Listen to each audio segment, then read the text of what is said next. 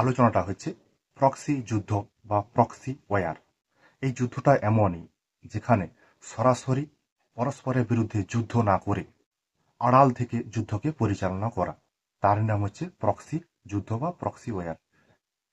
তোমরা যখন ক্লাসে অন্য কারো হয়ে প্রেজেন্ট দাও, তাকে যেমন প্রক্সি প্রেজেন্ট বলে, সেরকম ভাবে একই রকম ভাবে তোমরা জিনিসটাকে বুঝতে পারো যে যুদ্ধে উপস্থিত নেই, তবুও কিন্তু সে যুদ্ধ করছে, মানে কোন না কোনো রাষ্ট্রকে পিছন থেকে ওই রাষ্ট্র মদত দিচ্ছে, মদত দিয়ে যুদ্ধ করছে।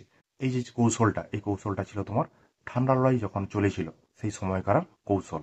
এখানে সোভিয়েত রাশিয়া, আমেরিকা যুক্তরাষ্ট্র পরস্পরের বিরুদ্ধে নিজেরা যুদ্ধে অংশগ্রহণ না করে কোনো রাষ্ট্রকে লেলিয়ে দিয়ে পিছন থেকে তাদেরকে সাপোর্ট করে তাদেরকে যুদ্ধ করাচ্ছে।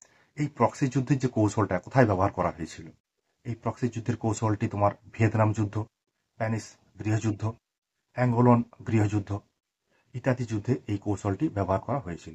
মানে পরস্পরের বিরুদ্ধে সরাসরি যুদ্ধে অংশগ্রহণ না করে তৃতীয় পক্ষকে যুদ্ধে ব্যবহার করা। তবে এই যুদ্ধটা এমন একটা যুদ্ধ ছিল যেখানে কম শক্তিশালী যে রাষ্ট্রগুলোকে, সেই রাষ্ট্রগুলোকেই তোমার হচ্ছে প্রক্সি যুদ্ধে ব্যবহার করা হতো বা ব্যবহার করতো তোমার শক্তিশালী রাষ্ট্রগুলো। এই যুদ্ধের দ্বারা প্রভাবিত হয়েছিল তোমার তৃতীয় বিশ্বের দেশগুলি। এশিয়া, আফ্রিকা, ল্যাতিন আমেরিকা যে দেশগুলি ছিল, সেই দেশগুলি এই প্রক্সি যুদ্ধের দ্বারা প্রচুর পরিমাণে ক্ষতিগ্রস্ত হয় এবং তারা বিশেষভাবে প্রভাবিত হয়েছিল। এই প্রক্সি যুদ্ধের মূল যে কাণ্ডারি দুটি মহাশক্তিধর রাষ্ট্র, সেটা ছিল তোমার সোভিয়েত ইউনিয়ন, মার্কিন যুক্তরাষ্ট্র।